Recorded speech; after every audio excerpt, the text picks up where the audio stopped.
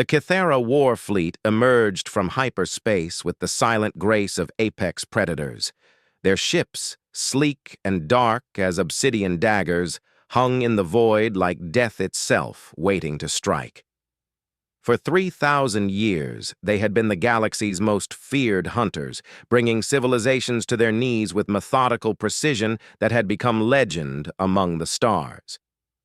Commander Zexathul stood on the bridge of the flagship Shadowclaw, his 4 arms crossed behind his back as he gazed at the blue-green world spinning lazily before them. His chitinous exoskeleton gleamed under the bridge lights, and his compound eyes reflected the tactical displays showing detailed scans of the planet below. This was Sol 3, home to a species that called themselves humans. The briefing had been laughably simple. These humans had only recently achieved faster-than-light travel barely a century ago. Their technology was primitive by galactic standards. Their military forces scattered across multiple nation-states that couldn't even unite under a single banner. They possessed no energy shields, no plasma weaponry, no gravitic manipulation technology. Most amusing of all, they still used kinetic projectiles and chemical explosives in their conflicts. "Status report," Zexathul commanded, his voice a low rumble that carried the authority of countless victories. "All hunter packs are in position, Commander," reported Sub-Commander Vexmill from the tactical station. 64 ships surrounding their system. Their primitive detection systems show no awareness of our presence. Planetary defenses? Minimal.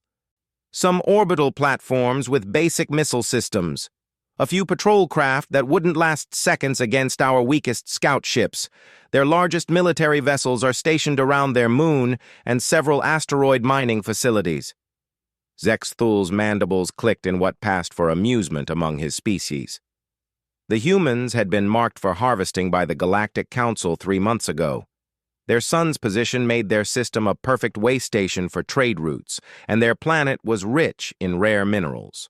The humans themselves would make excellent slave labor once properly broken. It should have been routine. The HFY had perfected the art of conquest over millennia. They would strike without warning, cripple the enemy's ability to fight back, then systematically hunt down any resistance. Most species surrendered within days once they understood the futility of opposing the galaxy's greatest predators. "Begin Phase 1, Zexathul ordered. "Eliminate their orbital defenses." The HFY ships moved like a coordinated pack of spaceborne wolves, their plasma cannons charged with ominous energy signatures targeting the human stations orbiting Earth. The first volley should have ended any hope of organized resistance, but as the deadly energy beams lanced toward their targets, something unexpected happened. The human orbital platforms didn't just sit there waiting to die. They moved. "Commander!" Vexmill's voice carried a note of surprise. "The human platforms are using emergency thrusters to alter their positions. They're evading our targeting solutions." Zexathul's eyes focused on the tactical display with renewed interest. The humans had somehow detected the incoming plasma fire and were desperately maneuvering their stations to avoid destruction. It was crude and inefficient, but it was working. Several platforms survived the initial barrage, and they were already launching their primitive missiles in retaliation. "Interesting," Zexathul mused. "They have better sensors than our intelligence suggested. No matter. Launch hunter squadrons, end this quickly." 24 HFY fighters screamed toward the human defenders like metallic death incarnate. Each fighter was crewed by a single HFY warrior, bred and trained from birth to be the perfect killing machine. Their ships were armed with particle beams and equipped with energy shields that could deflect all but the most powerful weapons. The human response was immediate and chaotic. Fighters launched from hidden bays on the orbital platforms, followed by larger patrol craft that moved with desperate urgency. The human ships were angular and utilitarian, lacking the organic curves of HFY biotechnology. But they moved with surprising speed. The first engagement lasted exactly 47 seconds. Zexthul watched in stunned silence as the tactical display updated with casualty reports. 6 Kythera fighters destroyed, 14 human craft eliminated. The remaining human defenders were regrouping behind their moon, using the satellite's gravity well as cover. "Commander?" Vexmill's voice was tight with disbelief. "How did they destroy 6 hunters?" Zexthul studied the battle recordings with growing unease. The humans fought like nothing the Kythera had ever encountered before. When their shields failed, they rammed their damaged ships into Kythera fighters rather than retreat. When their weapons ran out of ammunition, they used their ships as kinetic projectiles, turning themselves into guided missiles. One human pilot had ejected from his dying craft, then used his personal thruster pack to board a Kythera fighter. The recording showed the human somehow forcing his way inside the cockpit and engaging the Kythera warrior in hand-to-hand combat while both ships tumbled through space. The human died, but so did the hunter, and both ships were lost. "They're insane," Sub-Commander Vexmill whispered. "What kind of species fights like that?" Zexthul had no answer. In 3,000 years of conquest, the Kythera had never encountered a species that would choose mutual destruction over surrender. Most civilizations fought to preserve their lives. These humans fought as if death was preferable to defeat. "Launch the second wave," he ordered, though something cold had settled in his stomach. "Double the fighter strength and bring the cruisers into weapons range." The second assault began with a massive bombardment from the Kythera cruisers. Plasma cannons and graviton torpedoes hammered the human orbital positions, reducing most of the platforms to glowing debris.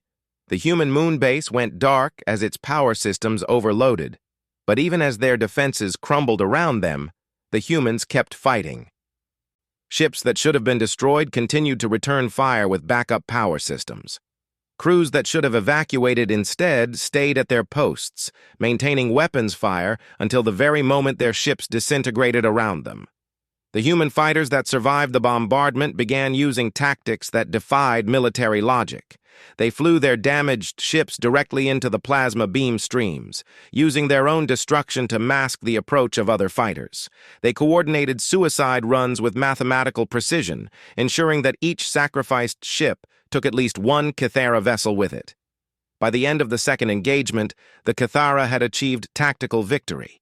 The human orbital defenses were destroyed, their fighter squadrons eliminated. But the cost had been unprecedented. 18 Kythera fighters destroyed, 3 frigates heavily damaged, and 1 cruiser forced to withdraw with critical systems failures. "Status of the human homeworld?" Zexthul demanded. "All orbital assets eliminated, Commander." "But—" Vexmill paused, studying his readings. "Commander, we're detecting massive energy signatures from the planet's surface. It appears the humans are bringing online ground-based defensive systems." The tactical display updated to show dozens of launch sites across Earth's continents, missile silos, particle beam installations, and what appeared to be some kind of electromagnetic acceleration systems were powering up across the globe. "They built planetary defenses," Zexthul realized. "Hidden ones." "That's not possible, Commander. Our intelligence clearly stated that humans lack the technology for effective ground-to-space weaponry." But the evidence was right there on their sensors. Massive installations hidden beneath seemingly innocent structures across the planet. Military bases disguised as civilian facilities. Weapon systems that had been powered down during their initial scans, making them appear to be simple industrial complexes. The humans had been ready for this attack. Somehow, impossibly, they had known the Kythera were coming. "Begin orbital bombardment," Zexthul ordered, but his voice lacked its earlier confidence. "Eliminate their ground installations before they can bring them fully online." The Kythera fleet moved into bombardment formation, their massive ships positioning themselves to rain destruction upon the human homeworld. But as they descended toward optimal firing range, the planet's hidden defenses revealed their true nature. The first wave of human missiles rose from concealed silos like an angry swarm of metallic hornets. But these weren't the primitive chemical rockets the Kithara had expected.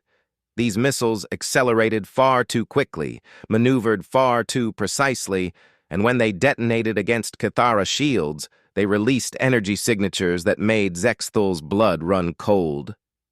"Nuclear fusion warheads," he breathed.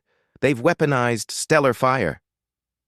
The human missiles weren't trying to penetrate Kithara shields through conventional means.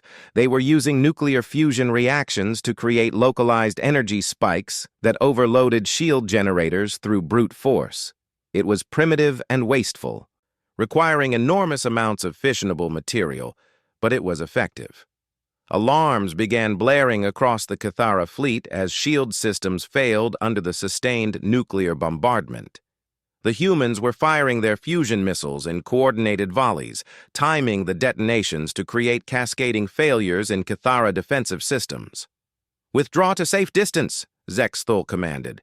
"Reform at maximum weapons range." But as the Kithara ships pulled back, the humans revealed their second surprise. Electromagnetic rail guns hidden in mountain ranges across the planet opened fire, launching solid projectiles at a significant fraction of light speed. The kinetic energy of these projectiles was enormous, capable of punching through Kithara armor even without explosive warheads. One railgun shot struck the frigate Bloodfang amidships, the hypersonic projectile tearing through the ship's biohull like it was made of paper. The frigate broke apart in a shower of debris and escaping atmosphere. "How?" Vexmill demanded. "How did they develop such weapons without our knowledge?" Zexthul stared at the tactical display, watching as more human installations came online across the planet's surface. The humans hadn't just been preparing for this specific attack. They had been preparing for war with a technologically superior enemy. Every aspect of their defense system was designed to counter advanced alien technology through overwhelming force and tactical cunning. The realization hit him like a physical blow. The humans had been studying them. Somehow they had obtained detailed intelligence about Kithara weapons and tactics. They knew exactly what kind of enemy they were facing, and they had spent decades preparing for this moment. "Commander," the communications officer announced, "we're receiving a transmission from the human planet." "Put it through," Zexthul ordered. The main display shimmered and resolved into the image of a human male wearing what appeared to be a military uniform. The being's features were alien, but somehow predatory in a way that reminded Zexthul uncomfortably of his own species. When the human spoke, his words were translated by the ship's linguistic systems. "I am Admiral James Chen of the United Earth Defense Force. You have attacked our world without provocation. We offer you one opportunity to withdraw from our system peacefully. If you refuse, we will consider your presence an act of war and respond accordingly." The transmission ended, leaving the Kithara bridge in stunned silence. Sub-Commander Vexmill was the first to speak. "They're threatening us?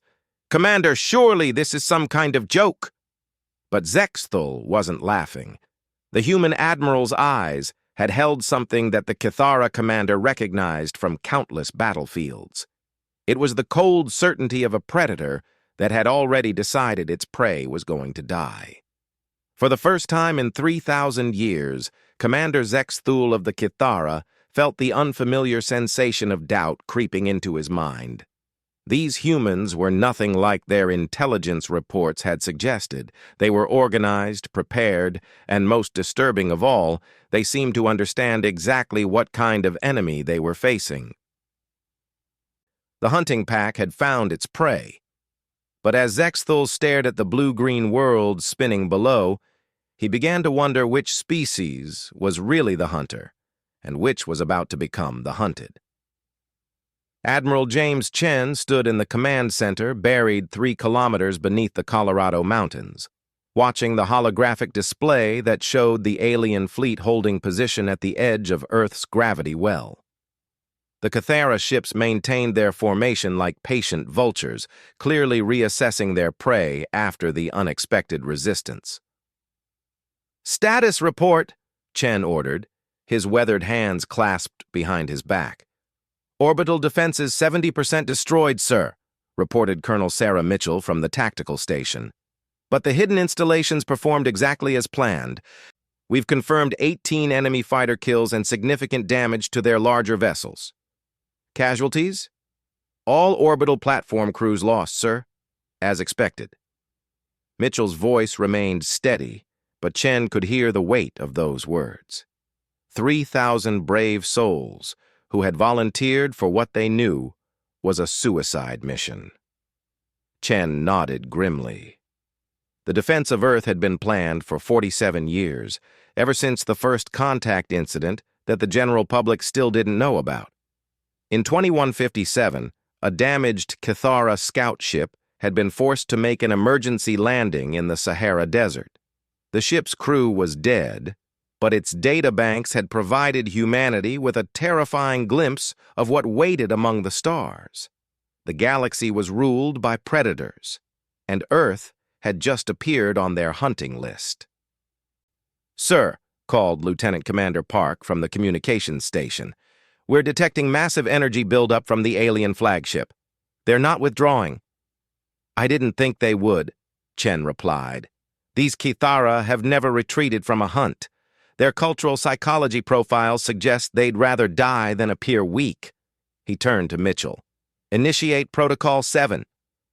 Mitchell's fingers moved across her console with practiced efficiency. Across Earth's surface, hidden installations began the final phase of humanity's desperate gambit. If conventional weapons couldn't drive off the aliens, they would have to try something unprecedented. High above, Commander Zexthul had reached the same conclusion about retreat being impossible. His mandibles clicked with frustrated anger as he studied the tactical reports.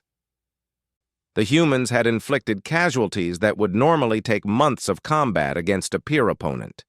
But the Cathara were far from defeated. "Bring us to bombardment range," he ordered. "If these primates want to fight, we'll burn their world to ash." The Cathara fleet moved forward in perfect formation, their bioships undulating through space like living creatures. Plasma cannons began charging for planetary bombardment, graviton torpedoes loaded into launch tubes. They would turn Earth's surface into molten glass and be done with this embarrassing resistance. But as the fleet descended, something extraordinary began happening on the planet below. The electromagnetic signatures Chen's team had been monitoring suddenly spiked beyond all previous readings. Massive underground installations that had remained dormant were coming online with power outputs that defied belief. "What in the name of the void is that?" Sub-Commander Vexmill demanded, staring at his sensor readings. The answer came in the form of a pillar of coherent light that erupted from somewhere in the North American continent. The beam lanced upward through Earth's atmosphere and struck the Cathara cruiser Deathstalker with the focused energy output of a small star. The cruiser's bio-hull, evolved over millennia to resist energy weapons, simply vanished. The beam cut through 200 meters of living ship tissue like it wasn't there, severing the vessel completely in half. Both sections tumbled away, leaking atmosphere and crew into the vacuum. "Solar collector array activated," Chen announced to his staff. "Target destroyed." For 40 years, human engineers had been building the most ambitious weapon in the species' history, a network of orbital mirrors and atmospheric focusing lenses that could concentrate solar energy into a coherent beam capable of delivering stellar-level power to a single point. It had required the cooperation of every major nation on Earth and consumed nearly 10% of the planet's industrial output. But seeing a Cathara cruiser reduced to glowing debris in a matter of seconds made every sacrifice worthwhile. "Impossible," Zexthul breathed, watching the tactical display update. "No species should be able to focus stellar energy with such precision." A second beam erupted from the Australian continent, targeting another cruiser. This time, the Cathara ship tried to evade. its pilot throwing the massive vessel into a desperate corkscrew maneuver. The solar beam tracked the ship's movement with computer-guided precision, maintaining contact for nearly 8 seconds before the cruiser's biohull finally gave way. The Cathara fleet scattered, abandoning their bombardment formation as more solar collectors came online. Pillars of concentrated starlight swept through space like the fingers of an angry god, forcing the alien ships to break off their attack. "All ships, evasive patterns," Zexthul commanded. "Stay beyond optimal range of their focused energy weapons." But the humans had anticipated this reaction too. As the Cathara ships pulled back to safer distances, Earth's hidden missile silos opened again. This time, however, they weren't firing nuclear fusion warheads. They were launching something far more sophisticated. "Multiple launch signatures from the planet's surface," Vexamil reported. "But, Commander, these projectiles are moving far too slowly to be effective weapons." Zexthul studied the sensor readings with growing unease. The human missiles were indeed moving slowly by space combat standards, following ballistic trajectories that would take them several minutes to reach the Cathara fleet. Any competent pilot could avoid such sluggish projectiles. Then the missiles began to split apart. What had appeared to be single large projectiles revealed themselves to be carrier vehicles for thousands of smaller warheads. Each warhead was equipped with its own guidance system and thruster package, turning the space around Earth into a three-dimensional minefield of nuclear fury. "Cluster munitions," Chen explained to his staff as they watched the tactical display. "Each missile carries 500 independently guided fusion warheads. We just launched 40 missiles. 20,000 nuclear bombs spread across local space in a pattern designed by the most advanced strategic computers humanity could build." The Cathara ships found themselves flying through a maze of atomic death, forced to choose between the solar collector beams and the nuclear minefield. Several Cathara frigates tried to bull their way through the warhead swarm, trusting their shields to protect them. But the human warheads weren't trying to destroy the ships directly. Instead, they detonated in coordinated patterns, creating overlapping fields of electromagnetic pulse that overloaded Cathara electronics. The frigate, Ravenclaw, lost shield power just as a solar beam locked onto its position. The ship lasted 3 seconds before its biohull liquefied under the focused stellar energy. "This is madness," Vexamil whispered. "They're using their own star as a weapon while filling space with atomic fire. What kind of species does this?" Zexthul had no answer. In 3 millennia of warfare, the Cathara had never encountered tactics like these. The humans were fighting like cornered animals, using weapons that were as dangerous to themselves as they were to their enemies. The solar collectors required perfect atmospheric conditions to function, and the nuclear minefield made any approach to Earth a death trap for friend and foe alike. But the most disturbing aspect wasn't the weapons themselves. It was the coordination. Every aspect of Earth's defense was integrated into a single strategic plan that had clearly been decades in the making. The humans had studied Cathara tactics and technology, then designed countermeasures specifically to neutralize their advantages. "Commander," the communications officer announced, "we're receiving another transmission from the human planet." Admiral Chen's face appeared on the main display again, but this time he wasn't alone. Behind him stood representatives from what appeared to be every major human ethnic group and nation. The diversity was staggering, yet they all wore the same grim expression of determination. "Commander Zexthul of the Cathara," Chen began, somehow knowing the alien's name. "We know who you are. We know your species' history, your tactics, your technology. We've been preparing for this day since our first encounter with your people 47 years ago." The human admiral paused, letting that revelation sink in. The Cathara had protocols for first contact situations, but those protocols assumed the contacted species would be awed by superior technology. These humans spoke as if they were equals. "You believe yourselves to be the galaxy's apex predators," Chen continued. "You've conquered hundreds of worlds, enslaved thousands of species, but you've never faced humanity before. We are not like your previous victims. We do not surrender. We do not submit. And we absolutely do not go quietly into the night." Behind Chen, the diverse group of human leaders nodded in unison. Despite their obvious differences in appearance and culture, they were united by something that made Zexthul's predatory instincts scream warnings. "You have one final opportunity to withdraw from our system," Chen stated. "If you refuse, we will demonstrate why humanity survived long enough to reach the stars in the first place. We are a species that conquered our own world through 10,000 years of warfare. We have fought ice ages, plagues, natural disasters, and each other. We have turned every challenge into a weapon and every defeat into a lesson." The transmission shifted to show images from Earth's history. Humans charging into machine gun fire during their ancient wars. Pilots deliberately crashing their aircraft into enemy ships. Soldiers holding defensive positions against impossible odds. Scientists working with deadly radiation to unlock atomic secrets.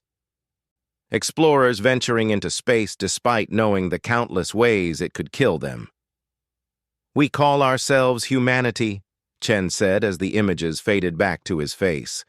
"But perhaps you should know us by our other name. We are the species that looked at a universe trying to kill us and decided to kill it right back. We are the children of a world where only the strongest, smartest, and most adaptable survive. And now, after generations of preparation, we're ready to show the galaxy what that really means." The transmission ended, leaving the Kithara bridge in absolute silence. Zexthul stared at the blank screen, processing what he had just witnessed. These weren't the primitive creatures their intelligence had described. These were fellow apex predators, and they had been hiding their true nature until the moment of truth. "Commander," Vexmil said quietly, "what are your orders?" Zexthul looked at the tactical display showing his scattered fleet, the nuclear minefield still expanding around Earth, and the solar collectors maintaining their deadly vigil. For the first time in his career, he genuinely didn't know what to do. The Kithara were the galaxy's greatest hunters, but they had just discovered that their latest prey had been hunting them right back. "Maintain position," he finally ordered, "and scan the system for reinforcements. I suspect we're about to discover what other surprises these humans have prepared for us." As if summoned by his words, new contacts began appearing on the edge of the solar system. Ships emerging from the asteroid belt, rising from the outer planets, appearing from directions that should have been empty space. Humanity's true fleet was revealing itself, and it was far larger than anyone had imagined possible. The hunt was about to enter its final phase, but the question of who was predator and who was prey remained terrifyingly unanswered. The human fleet emerged from hiding like predators revealing themselves after a perfectly executed ambush. Ships rose from the asteroid belt where they had been disguised as mining platforms. Others uncloaked from behind the gas giants where they had been using the planet's magnetic fields to mask their energy signatures. Most shocking of all, vessels appeared from what seemed to be empty space itself, dropping stealth fields that had rendered them completely invisible to Kithara sensors. Commander Zexthul watched the tactical display update with growing horror as the true scope of humanity's preparations became clear. This wasn't just a defensive fleet. This was a coordinated military force that had been lying in wait for decades, positioned throughout the solar system with the patience of born hunters. "How many ships?" he demanded. Sub-Commander Vexmil's voice was barely above a whisper. 237 confirmed contacts, Commander, and they're still appearing." "That's impossible. Our intelligence indicated the humans possess fewer than 50 space-worthy vessels." "Our intelligence was wrong, sir." The human ships were unlike anything in the Cathara's vast database of galactic military technology. They were angular and brutal, designed with a utilitarian aesthetic that spoke of function over form. But as the aliens studied the approaching vessels, they began to understand the terrible logic behind their construction. These ships weren't built to explore or trade. They were built to kill. Admiral Chen stood on the bridge of the UES Indomitable, humanity's flagship and the culmination of 50 years of secret military development. The massive vessel was a hybrid of human engineering and technology reverse-engineered from the crashed Cathara scout ship. Every system had been designed with one purpose: to hunt down and destroy the galaxy's most dangerous predators. "All ships, this is Admiral Chen," he broadcast across the human fleet. "Operation Prometheus is now active. You know what we're fighting for. You know what happens if we lose. Make every shot count." The response came back from 237 ship captains speaking in unison. "For Earth, for humanity, no surrender." Chen smiled grimly. The Cathara believed they were apex predators because they had never encountered serious resistance. But humanity had spent its entire evolutionary history learning to hunt creatures bigger, stronger, and more dangerous than themselves. They had brought down mammoths with stone tools, conquered the seas despite being land mammals, and reached for the stars despite gravity's attempts to hold them down. Now they would teach the galaxy's so-called apex predators what real hunting looked like. The human fleet moved with coordinated precision that spoke of endless drilling and preparation. Fast attack craft took point positions, their hulls bristling with railguns and missile launchers. Heavy cruisers formed the main battle line, each one armed with experimental plasma weapons developed from captured Cathara technology. And behind them all lurked the truly terrifying vessels, the human dreadnoughts. There were only 12 of them, but each dreadnought represented the concentrated military might of an entire nation. These ships had been built in secret facilities carved into asteroids and hidden moons, their construction funded by a shadow budget that had consumed nearly half of Earth's military spending for 3 decades. The lead dreadnought was the UES Retribution, and its captain was Maria Santos, a woman whose grandmother had been one of the original scientists to study the crashed Cathara ship. Santos had grown up knowing that someday she would face the aliens in battle, and she had spent her entire life preparing for this moment. "Target the alien flagship," she ordered. "Let's show them what human engineering can accomplish when we're properly motivated." The Retribution's main weapon was humanity's greatest achievement in military technology. Using principles learned from the Cathara plasma systems, but adapted for human manufacturing capabilities, they had created something unprecedented: a kinetic accelerator that could fire projectiles at 20% of light speed. The weapon was essentially a railgun scaled up to monstrous proportions, capable of accelerating a 1-ton tungsten projectile to velocities that would make impact energy irrelevant. At those speeds, even a grain of sand would strike with the force of a nuclear weapon. "Firing solution locked," reported the weapons officer. "Fire," Santos ordered. The Retribution shuddered as magnetic coils the length of the ship discharged their stored energy in a single devastating pulse. The tungsten projectile left the barrel at 60,000 kilometers per second, crossing the space between the human and Cathara fleets in less than 3 heartbeats. Commander Zex Thule saw the projectile on his sensors for exactly 0.3 seconds before it struck his flagship amidships. The kinetic energy release was so enormous that the Shadow Claw's biohull didn't just rupture, it vaporized. The entire forward section of the ship simply ceased to exist, leaving behind a cloud of superheated plasma that had once been living tissue and metal. Somehow, Zexthul survived the impact, protected by emergency force fields that activated when the ship's hull was breached. He found himself floating in space, his environmental suit automatically deploying as he watched his flagship die around him. "All ships," he broadcast on emergency frequencies. "Evasive maneuvers. These weapons are beyond anything we've encountered." But the human attack was just beginning. The fast attack craft were already among the Kithara formation, their railguns spitting streams of hypersonic projectiles that tore through biohulls like paper. The aliens' energy shields were useless against solid matter traveling at such velocities, and their organic armor had never been designed to withstand kinetic impacts of this magnitude. The human heavy cruisers opened up with their captured plasma weapons. But these weren't simple copies of Kithara technology. Human engineers had studied the alien systems for decades, identifying weaknesses and inefficiencies. The modified plasma cannons fired bolts of contained stellar fire that burned through Kithara shields as if they weren't there.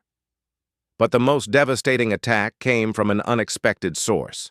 The human support ships, vessels that should have been carrying supplies and medical equipment, suddenly revealed hidden missile launchers. Thousands of projectiles erupted from concealed bays, but these weren't conventional missiles. They were hunter-killer drones, each one equipped with rudimentary artificial intelligence and a small nuclear warhead. The drones swarmed toward the Kithara ships like angry hornets, their AI programming specifically designed to counter alien evasive maneuvers. When the Kithara pilots tried to outrun them, the drones predicted their movements. When they tried to shoot them down, more drones took their place. Sub-Commander Vexmill, now commanding what remained of the Kithara fleet from the cruiser, Bloodhunter, watched in horror as his ships were systematically destroyed by weapons that shouldn't exist. The humans were using technology that was simultaneously more primitive and more advanced than anything in the Kithara arsenal. "They're not just copying our weapons," he realized with growing terror. "They're improving them." The human fleet pressed their attack with relentless efficiency. Every tactic the Kithara tried had been anticipated and countered. When they attempted to form defensive formations, human ships appeared from unexpected vectors, having used the solar system's gravitational fields to mask their approach. When they tried to withdraw, they found their escape routes blocked by minefields that hadn't been there moments before. Admiral Chen watched the battle unfold from the bridge of the Indomitable, his expression calm despite the chaos surrounding them. This was exactly how the war games had predicted it would go. Humanity had spent decades studying Kithara tactics from captured data files, running millions of combat simulations to prepare for this moment. "Status report," he requested. 36 alien ships destroyed, 12 more heavily damaged, reported Colonel Mitchell. "Our losses are minimal. The Dauntless took a direct hit from an alien torpedo, but her armor held." Chen nodded.